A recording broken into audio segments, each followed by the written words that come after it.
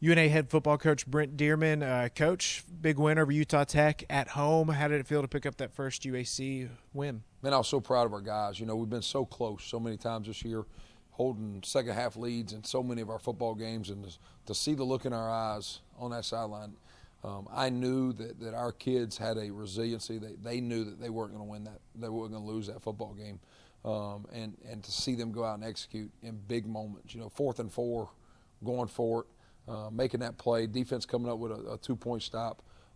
It's a huge step for our program, a huge stride forward of winning that ball game in that second half.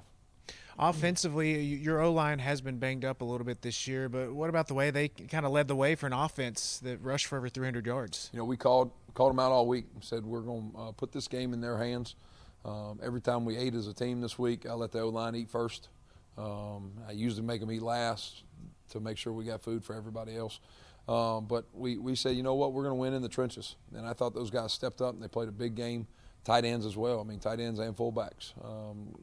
For us to live in big sets most of the night and to establish the run game really takes a dedication and commitment up front that we're going to pound the rock. Noah Walters entered the game leading the UAC in several passing categories. Then he goes and he rushes for over 100, leads the game-winning drive, touchdown pass. He's named UAC Offensive Player of the Week. But what about Noah just kind of doing whatever was asked of him? You know, Noah's a great example of what this program is. Guys that puts we over me. A guy that she's going to show toughness and grit. He took some hits in that game running the football and hopped right up, was ready to do it again.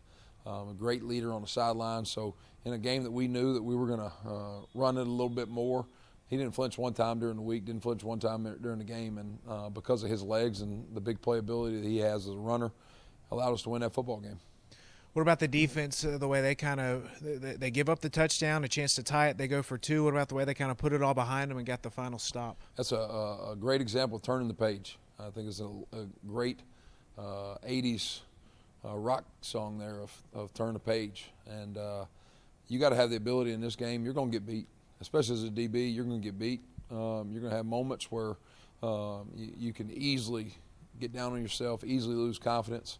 And to see those guys turn the page and move on and then step up and make the play the next play, that's huge for us. That's huge for us moving forward. It was huge that day for sure. How do you sort of bottle that momentum and carry it into the remaining 2 UAC games? You know, what I told our guys is we can't think about Saturday. We can't think about next Saturday. We can't think about 4 Saturdays from now.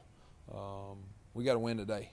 And if we focus our attention on playing number 20 on Saturday, playing number 18, number 15, UCA 2 weeks down the road, playing number 4, Florida State 3 weeks from now, you don't win today. And what our attention is right now is winning today. What can we do today to win today? And everybody in the program getting better today.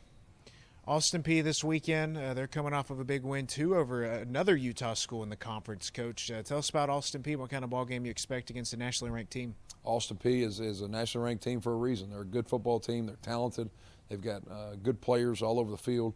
They've got a very talented quarterback that I know extremely well. He can run. He can pass.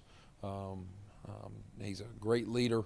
They're probably one of the best coach teams that will play all year long. So we got to understand that we got to bring our A game. We can't come in and wait till the second half to play. We can't come in and have big mistakes. We can't shoot ourselves in the foot with penalties. We got to play a really good game against a really good opponent.